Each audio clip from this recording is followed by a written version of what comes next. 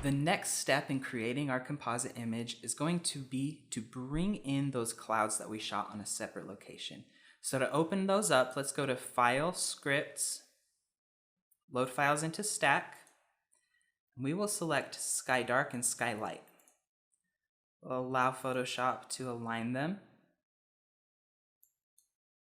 and we'll click OK. Perfect, now we have our two layers aligned. There's a slight change between them because clouds move, as it would turn out.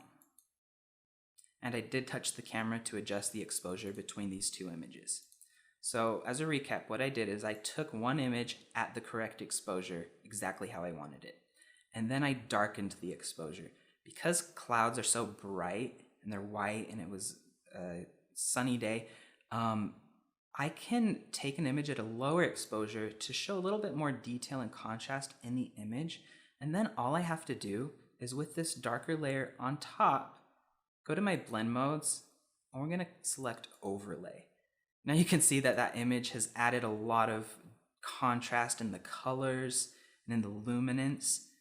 That's a lot too much, so we'll bring the opacity of this layer down quite a bit.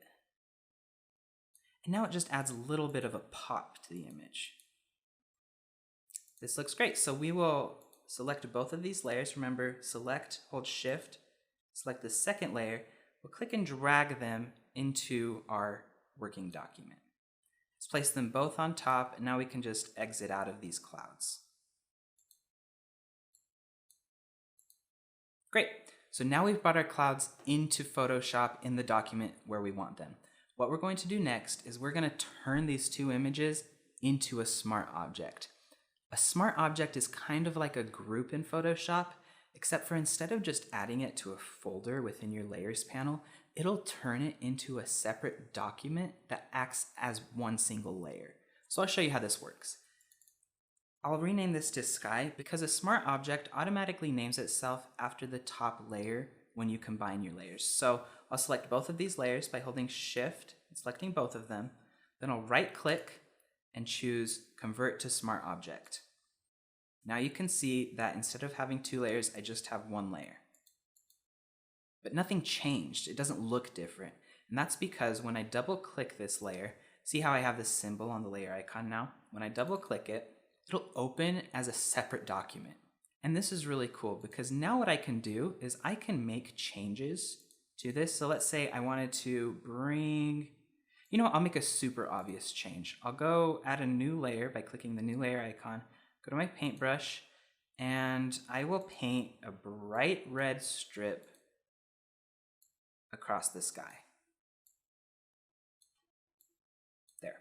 Now there's 3, so you can see it. If I save this by clicking Control S or going to File, Save, and then go to my document in which this smart object is embedded, I can see those changes have taken place. Using smart objects is super helpful because I can go through and make changes to these layers independently of everything else that's going on here. I could also change this layer as a whole. So if I wanted to transform it, so I'll click Control T, and then I'll bring this in and bring this down. I'm transforming this layer as if it was just one layer. But now when I go into the smart object, this hasn't changed at all. Only the way I'm seeing it as this layer here. I could then go through and make more changes here. So I could add a blue stripe. Select that layer, add a blue stripe here. Click Save. Now when I open it in this document, it is applied onto that image as well. So that's great. I don't want to do any of those changes, so I'll click Control Z till I'm back to where I want to be. Now I'll bring my sky layer to the bottom because we're not quite ready to start working with that. In the next section of videos, we are going to learn about layer masks, which allow you to tell Photoshop which areas of each individual layer you would like to see.